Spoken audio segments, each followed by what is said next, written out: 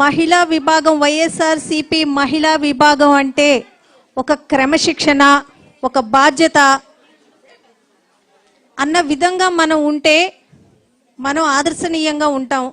దయచేసి ఆ ఫోటోలు తీసుకోవటం కానీ లేకపోతే మాట్లాడటం కానీ ఆగితే తొందరగా ఎవరైతే మాట్లాడదలుచుకున్నారో వాళ్ళందరూ తొందరగా మాట్లాడేస్తారు. మనమందరం ఇక్కడి నుంచి తొందరగా మనమందరం డిస్పోజ్ అవ్వచ్చు. దయచేసి ప్రతిపక్షం వాళ్ళు కూడా చూసి మనల్ని చూసి భయపడాల. వీళ్ళు వైఎస్ఆర్సీపీ సైన్యం, ఆడ సైన్యం, మహిళా సైన్యం ఇంత స్ట్రాంగ్గా ఉందా, ఇంత స్ట్రాంగ్గా ఈ మహిళలు అని చెప్పి మనల్ని చూసి భయపడే విధంగా ఉండాలా. అంతేగాని మనల్ని చూసి కామెడీ చేసే విధంగా లేకపోతే మనల్ని చూసి ఏదో హేళన చేసుకునే విధంగా మనం ఉండకూడదు. దయచేసి మనమందరం కొంచెం సమన్వయం పాటిస్తే తొందరగా మన ప్రోగ్రాం కంప్లీట్ అయిపోతుంది. తర్వాత మీకు ఎవరైతే ఇష్టమైన నాయకులు ఇక్కడ రజనీ గారు కానీ, లక్ష్మీ పార్వతి గారు కానీ, ఎంపీలు కానీ, ఎమ్మెల్యేలు కానీ చాలామంది ఉన్నారు. వాళ్ళందరూ మీకు ఇష్టమైన నాయకులు చాలామంది ఉన్నారు. చక్కగా వాళ్ళందరితో మీరు లాస్ట్లో ఫోటోలు దిగొచ్చు. చక్కగా అందరితోటి మనం అందరం కలిసి మాట్లాడుకొని మనమంతా ఒక కుటుంబం అని చెప్పి చూపించుకునే విధంగా మనం ఉందాము. దయచేసి 1 గంట 2 గంటలు మనందరం సమయం పాటిస్తే కార్యక్రమం పూర్తయిపోతుంది. తర్వాత మనకి ఎలా నచ్చితే అలాగా మనం చేసుకోవచ్చని మీ అందరికీ మనస్ఫూర్తిగా అభ్యర్థిస్తున్నాను. చంద్రబాబు నాయుడు వెన్నుపోటుకి 2 ఏళ్ళు. ఇక్కడ ఉన్న ప్రతి ఒక్క వైఎస్ఆర్సీపీ మహిళకి 5 ఏళ్ళు జగన్మోహన్ రెడ్డి గారి గవర్నమెంట్లో మనం ఏం చేశామన్నది ప్రతి ఒక్కరికి తెలుసు. ఎందుకంటే మనం గడప గడప అనే ప్రోగ్రాంలు కానీ లేకపోతే మనం చేసే ప్రతి ఒక్క సంక్షేమ పథకము, అభివృద్ధి కూడా మనం ప్రతి ఒక్కరికి తెలిసే విధంగా మనం ప్రతి గడపకి వెళ్ళి మనం ఎక్స్ప్లెయిన్ చేశాం. కాబట్టి మనకు ఒకరు చెప్తే తెలుసుకునే పరిస్థితుల్లో మనం లేము. ఇక్కడ ఉన్న ప్రతి ఒక్క మహిళకి వైఎస్ఆర్సీపీ పార్టీ జగన్మోహన్ రెడ్డి గారు 5 ఏళ్ల హయాంలో జగన్మోహన్ రెడ్డి గారు మహిళలకి ఎంత ప్రాధాన్యత ఇచ్చారు అన్నది ప్రతి ఒక్క మహిళకి తెలుసు. నేను చెప్తే తెలుసుకునే పరిస్థితులు ఇక్కడ ఎవ్వరూ లేరు. ఏ నాయకులు చెప్తే తెలుసుకునే పరిస్థితుల్లో ఎవ్వరూ లేరు. అది మనందరికీ తెలుసు. కానీ ఇది ఏ రకంగా ప్రజల్లోకి మనం తీసుకెళ్ళాలి, ఏ రకంగా ఈ 2 ఏళ్ల వెన్నుపోటుని ప్రజలకి మనం ఏ రకంగా తెలియచేయాలా, వాళ్ళ అవేర్నెస్ మనం ఎలా కలుగజేయాలన్నది మాత్రమే ఈరోజు మన మీటింగ్. ఈరోజు మనం ఎందుకు ఇక్కడ మనమందరం ఇక్కడ వచ్చినాము, ఇక్కడ ఎందుకు మనం అందరం మాట్లాడుకుంటున్నాము అని అంటే మన మహిళా విభాగం స్ట్రాంగ్గా ప్రజల్లోకి వెళ్ళాలి, మన వాయిస్ ప్రజలకు వినిపించాలి, అవేర్నెస్ అన్నది వాళ్ళందరిలో మనం కల్పించాలా. ఏంటిది 2 ఏళ్ళు అయిపోయింది, 3,60,000 కోట్లు 2 ఏళ్లకే వీళ్ళు అప్పులు చేశారు. ఏ సంక్షేమ పథకం ద్వారా ఏ మహిళ అకౌంట్లోకి వీళ్ళు వేశారు, ఏ ఆడబిడ్డ నిధి కింద అందజేశారు. ఫంక్షన్లు 4,000 అని చెప్పి 5-6 లక్షల ఫంక్షన్లు ఈరోజు ఆంధ్రప్రదేశ్లో తీసేశారు. 50 ఏళ్ళకే ఫంక్షన్ అన్నారు ఎస్సీ ఎస్టీ బీసీ మైనారిటీ మహిళలకి, ఎక్కడ అమలు జరగలేదు. శ్రీశక్తి 18 ఏళ్ళ నుంచి 50 ఏళ్ళు అన్నారు, ఒక్క మహిళకి ఒక్క ఆడబిడ్డకి ఎక్కడ 1,500 పడింది లేదు. అలాగే నిరుద్యోగ భృతి అన్నారు, ఈరోజు మెగా డిఎస్సి అంటున్నారు. ఈ మెగా డిఎస్సిలో ఈరోజు ఎన్ని అవకతవకలు జరిగినాయో ప్రతిరోజు మన నాయకులు, మన మంత్రులు, మన మాజీ మంత్రులు ప్రతి ఒక్కరు తెలియజేస్తున్నారు. ఈ మెగా డిఎస్సి ఎంత దారుణంగా చదువుకున్న పిల్లల్ని దగా చేస్తున్నారు, వీళ్ళు ఏ రకంగా వెన్నుపోటు పొడుస్తున్నారు లోకేష్ గారు అని అన్నది. ఈరోజు ఏ రకంగా మెగా డిఎస్సిలో ఉద్యోగాలు అమ్ముకున్నారు అన్నది మనం చూసాం. కానీ గతంలో మన జగనన్న పాలనలో 1,30,000 పోస్టులు మనం సచివాలయ సెక్రటరీల వ్యవస్థ ద్వారా ఇచ్చాం. మన గవర్నమెంట్ పోయి 2 ఏళ్ళు అయింది, వాళ్ళు వచ్చి 2 ఏళ్ళు అయింది. 2 ఏళ్లలోన ఈ సచివాలయ సెక్రటరీల వ్యవస్థలో 1,30,000 ఉద్యోగాల్లో ఒక్క అవకతవక జరిగింది అన్నది వాళ్ళు చూపించగలిగారా? ఎక్కడైనా వాళ్ళు మాట్లాడగలిగారా? లేదు. ఎందుకంటే చాలా ట్రాన్స్పరెన్సీగా ఆ ఉద్యోగాల కల్పన అన్నది జగన్మోహన్ రెడ్డి గారు కల్పించారు. అందుకే వాళ్ళు ఒక్క మాట కూడా మాట్లాడలేకపోయినారు. ఈరోజు మహిళలకి 50% రిజర్వేషన్, 40 ఏళ్ల ఇండస్ట్రీ అంటారు, 4 సార్లు సీఎం అంటారు. ఏ ఈ 40 ఏళ్ళ ఇండస్ట్రీలోనూ మీకు తట్టలేదా? 50% రిజర్వేషన్ మహిళలకు ఇవ్వాలన్నది మీకు తెలియలేదా? ఈరోజు మహిళల్ని మీరు ఉద్ధరించే వాళ్ళు దిగారా? ఈరోజు మహిళల్ని మీరు ఉద్ధరిస్తారా? 50% రిజర్వేషన్ లోకల్ బాడీ ఎలక్షన్స్లో ఉన్న మహిళలకి ఇవ్వటం జరిగింది జగన్మోహన్ రెడ్డి గారు.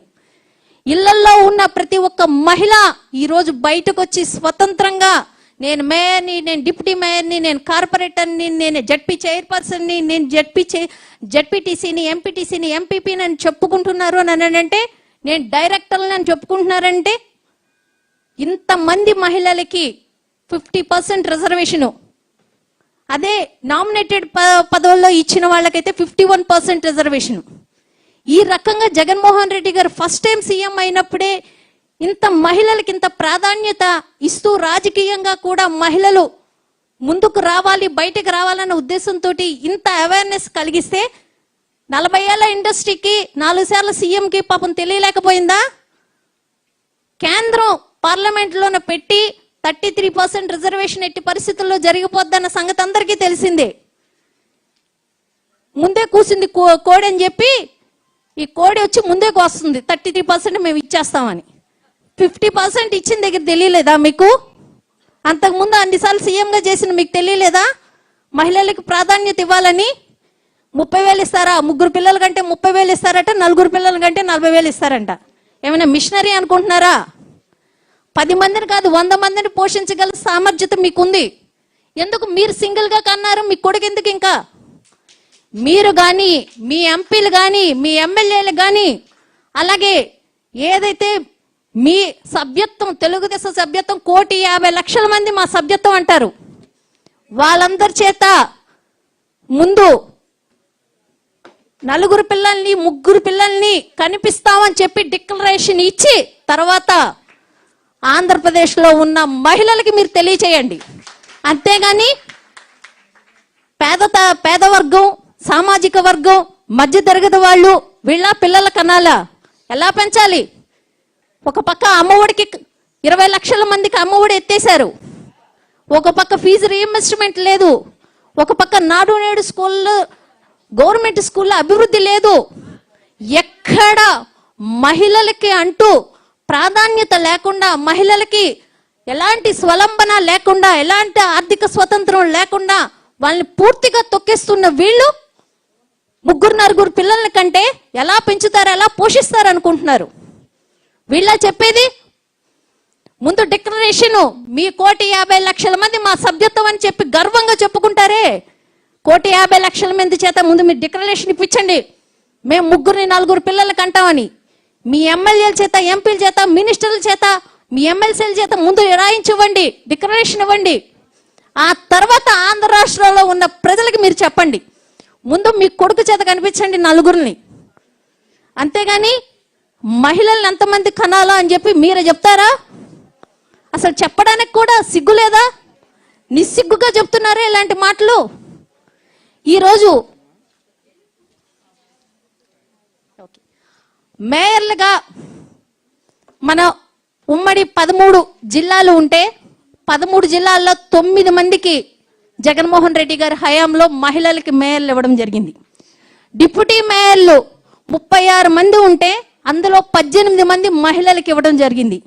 మార్కెట్ యార్డ్ చైర్మన్లు 202 మంది ఉంటే అందులో 102 మంది మహిళలకి ఇవ్వడం జరిగింది.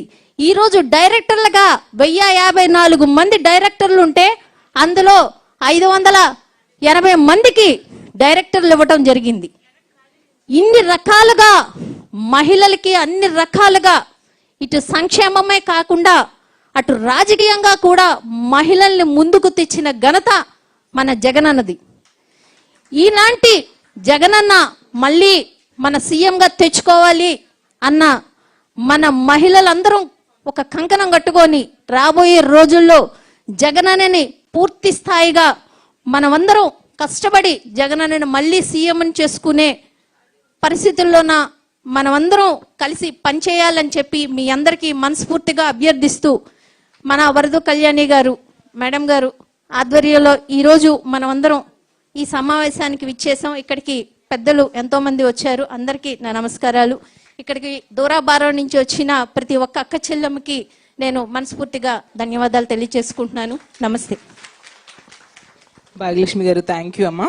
ఇప్పుడు మాజీ ఎమ్మెల్యే అయిన భాగ్యలక్ష్మి గారు గిరిజన మహిళలకు చంద్రబాబు నాయుడు గారు చేసిన ద్రోహం, ట్రైబల్ ఏరియాలో మహిళలకు నిలిచిపోయిన సంక్షేమ కార్యక్రమాల గురించి మాట్లాడబోతూ ఉన్నారు. అమ్మా వచ్చి మాట్లాడండి. అమ్మా దారివ్వండి.